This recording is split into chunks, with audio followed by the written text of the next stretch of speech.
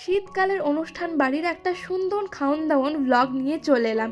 শীতের অনুষ্ঠান বাড়িতে যদি কড়াইশুঁটির কচুরির সাথে থাকে এরকম সুন্দর কাশ্মীরি আলুর দম, তার সাথে এরকম ছানার বড়া, আর যদি থাকে নরম তুলতুলে মাটন, এরকম নরম রসগোল্লা, আর যদি থাকে মালাই চমচম আর ফ্রেশ ভেটকি মাছের পাতুরি, তাহলে খাওয়ার আনন্দ কিন্তু 10 গুণ বেড়ে যায়। আরও ছিল এরকম নানান রকমের আহামরি খাবার।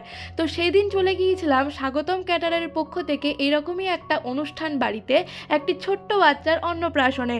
গিয়েই চলে গিয়েছিলাম খাওয়া দাওয়ার জায়গায়, কারণ আমরা এসেছিলাম খেতে। যাওয়া মাত্রই যে ফুল ছিটিয়ে সুন্দরভাবে আমাদেরকে ওয়েলকাম করা হয়েছে তোমরা তো দেখলেই। আর আমিও উপরে গিয়ে দেখলাম আজকের ক্যাটারিংয়ের পরিবেশন করছিল মেয়েরা।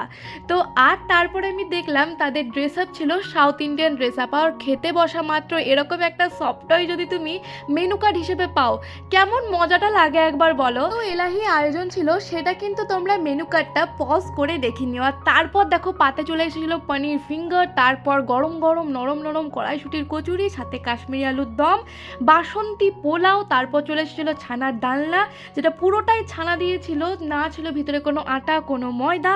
আর খেতে খেতে দেখো চলে এসেছে ভেটকি মাছের পাতুরি, যেটা ছিল একদম ফ্রেশ।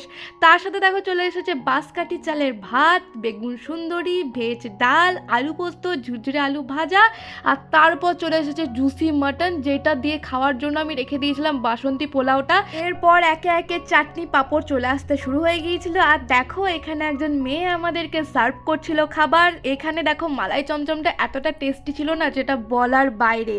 তো তারপর লাস্ট পাতে ছিল আইসক্রিম মুখশুদ্ধি। আর নিচে গিয়ে আর একটা জায়গাতেও দেখলাম খাওয়া দাওয়া চলছিল, সেখানে তাদের পোশাক ছিল বাঙালি পোশাক, মানে পাঞ্জাবি।